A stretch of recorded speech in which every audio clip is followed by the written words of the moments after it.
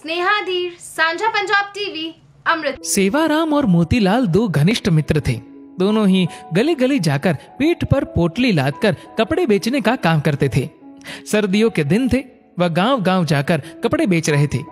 तभी एक झोपड़ी के बाहर एक बुढ़िया जो कि ठंड से कांप रही थी, तो सेवाराम ने अपनी पोटली से एक कंबल निकालकर उस माई को दिया और कहा, माई तुम ठंड से कांप रही हो, ये कंबल ओढ़ लो। बूढ़ी माई कंबल लेकर बहुत खुश हुई और जल्दी जल्दी से उसने कंबल से अपने आप को ढक लिया और सेवाराम को खूब सारा आशीर्वाद दिया। तभी उसने सेवाराम को कहा, मेरे पास पैसे तो नहीं है, लेकिन रुको, मैं तुम्हें कुछ देती हूँ। वह अपनी झोपड़ी के अंदर गई। तभी उसके हाथ में एक बहुत ही सुंदर छोटी सी ठाकुर जी की प्रतिमा थी। वह सेवाराम को देते हुए बोली कि मेरे पास देने के लिए पैसे तो नहीं है, लेकिन ये ठाकुर जी है, इसको तुम अपनी दुकान पर लगाकर खूब सेवा करना, देखना तुम्हारी कितनी तरक्की होती है, ये मेरा आशीर्वाद है। मोतीराम बुढ़िया के पास आकर बोला, अरे ओ माताजी, क्यों बहाने बना रही हो? अगर पैसे नहीं है तो कोई बात नहीं, लेकिन हमें झूठी तसल्ली मत दो। हमारे पास तो कोई दुकान नहीं है, हम इसको कहाँ लगाएंगे? इनको तुम अपने पास ही रखो। लेकिन सेवाराम, जो कि बहुत ही नेक दिल था और ठाकुर जी को मानने वाला था, वह बोला, नहीं नहीं माताजी, अगर आप इतने प्यार से कह रही है तो ये आप मुझे दे दो, पैसों की आप चिंता मत करो। सेवाराम ने जल्दी से अपने गले में पड़े हुए परने में ठाकुर जी को लपेट लिया और उनको लेकर चल पड़ा। बुढ़िया दूर तक उनको आशीर्वाद दे रही थी। हरि तुम्हारा ध्यान रखेंगे, ठाकुर जी तुम्हारा ध्यान रखेंगे। वह तब तक आशीर्वाद देती रही जब तक कि वह दोनों उनकी आंखों से ओझल ना हो गए। ठाकुर जी का ऐसा ही चमत्कार हुआ। अब धीरे धीरे दोनों की कमाई ज्यादा होने लगी। अब उन्होंने एक साइकिल खरीद ली। अब साइकिल पर ठाकुर जी को आगे टोकरी में रखकर और पीछे पोटली रखकर गांव गांव कपड़े बेचने लगे।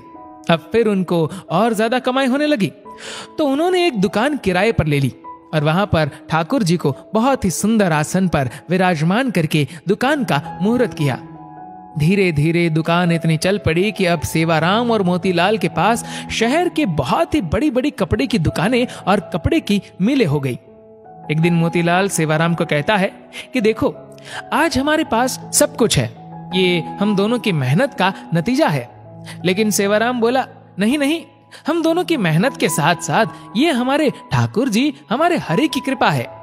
मोतीलाल बात को अनसुनी करके वापस अपने काम में लग गया। एक दिन सेवाराम की सेहत थोड़ी ढीली थी, इसलिए वह दुकान पर थोड़ी देर से आया।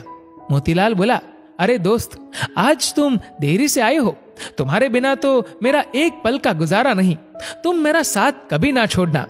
सेवाराम हंसकर बोला, अरे मोतीलाल, चिंता क्यों करते हो, मैं नहीं आऊंगा तो हमारे ठाकुर जी तो है ना। ये कहकर सेवाराम अपने काम में लग गया। पहले दोनों का घर दुकान के पास ही होता था, लेकिन अब दोनों ने अपना घर दुकान से काफी दूर ले लिया। अब दोनों ही महल नुमा घर में रहने लगे। दोनों ने अपने बच्चों को खूब पढ़ाया और लिखाया।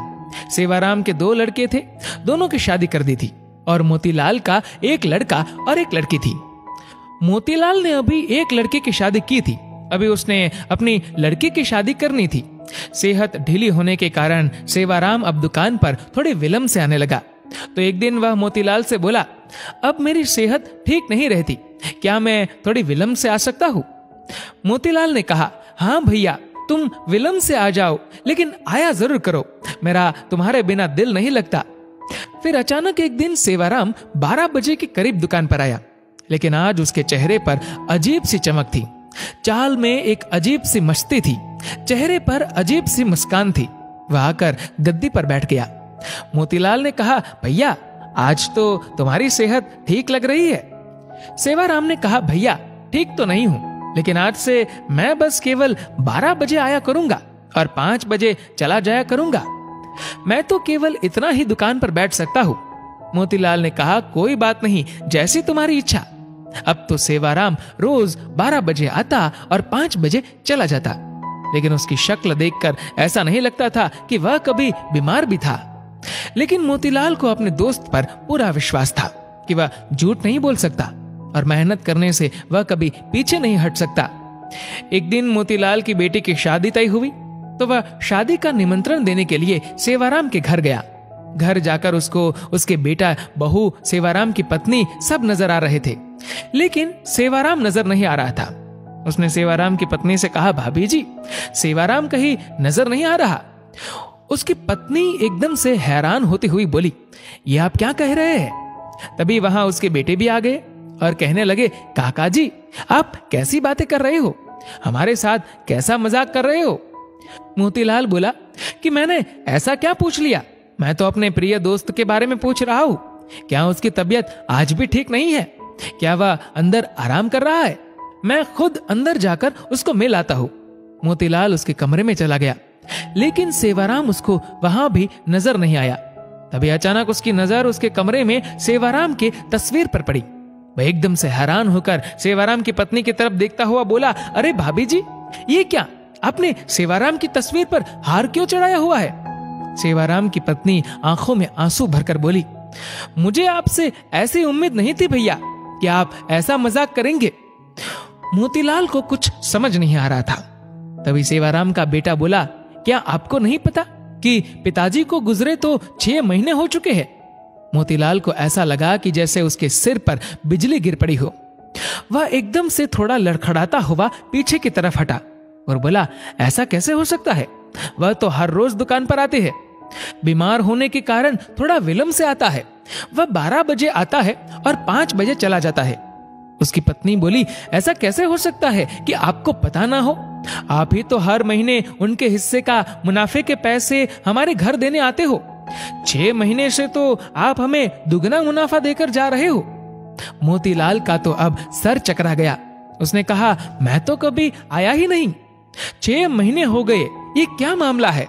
तभी उसको सेवाराम की कही बात याद आई। मैं नहीं रहूंगा तो मेरे हरि है ना, मेरे ठाकुर जी है ना, वह आएंगे।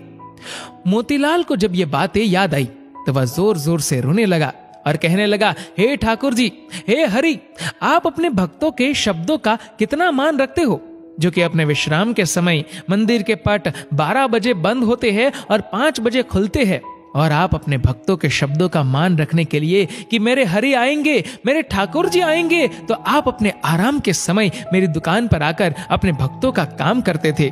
इतना कहकर वह फूट फूट कर रोने लगा और कहने लगा, ठाकुर जी, आपकी लीला अपरंपार है। मैं ही सारी जिंदगी नोट गिनने में लगा रहा। असली भक्त तो सेवाराम था, जो आपका प्रिय था। आपने उसको अपने पास बुला लिया और उसके शब्दों का मान रखने के लिए आप उसका काम खुद स्वयं कर रहे थे और उसके हिस्से का मुनाफा भी उसके घर मेरे रूप में पहुंचा रहे थे। इतना कहकर वह भागा भागा दुकान की तरफ गया और वहां जाकर, जहां पर ठाकुर जी जिस गद्दी पर आकर बैठते थे, जहां पर अपने चरण रखते थे, वहां पर जाकर गद्दी को अपने आंखों से मुंह से चूमता हुआ, चरणों में लौटता हुआ जोर जोर से रोने लगा और ठाकुर जी की जय जयकार करने लगा। ठाकुर जी तो हमारे ऐसे है। सेवाराम को उन पर विश्वास था कि मैं ना रहूंगा तो मेरे ठाकुर जी मेरा सारा काम संभालेंगे।